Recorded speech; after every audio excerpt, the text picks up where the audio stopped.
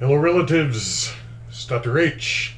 Welcome to this week's Schlagbyte for July 9th, 2007, entitled New Mythical Mental Diseases. A couple of years ago, in mid-2005, in an American government-sponsored survey, it found that 25% of the American population was suffering from a mental illness. That was the good news. They suggested that in a decade it'd be up to 50%. How do we get so many mentally ill people? Because we keep discovering new psychiatric diseases. A year ago, I shared the new mental illness of the year, which was called Intermittent Explosive Disorder, or IED. In this mythical mental illness, there are repeated uncontrollable anger attacks. People who want to throttle somebody or destroy property. The psychiatrists who described this new mental illness suggested that 5% of the population was suffering from it, but it's difficult to define. Does feeling uncontrollable anger often but not doing it, does that count? How many times do you have to do it? What about road rage? And does it count, even if you only flip somebody off but don't do anything? But you can be sure that even though we can't quite define what intermittent explosive disorder is, my colleagues know how to treat it. You guessed it. IED ought to be treated with psychotropic medication. And this year we have new mental illness. In April of this year, we discovered something called involuntary emotional expression disorder, or IEED.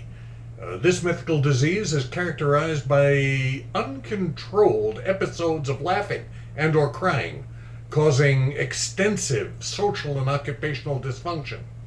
We're told that it affects 1 million people worldwide, that it's often overlooked or misdiagnosed.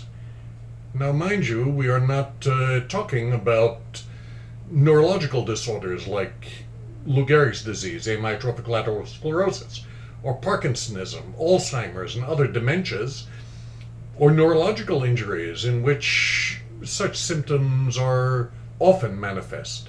We're being told that if you are inappropriately hilarious or demonstrate excess emotionality, you could be suffering from IEED. Again, how do we define it? How much hilarity? How often does it have to occur? How long does it have to last? Do teenagers and sleepovers count?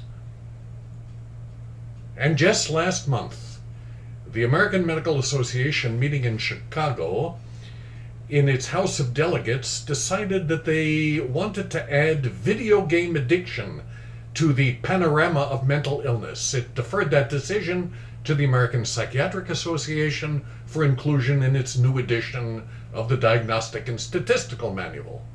How do we define video game addiction? By the hours kids play? The desire to play it? Can any activity that provides similar stimulation and is indulged to excess qualify? For example, racing cars, playing hooky to watch baseball games.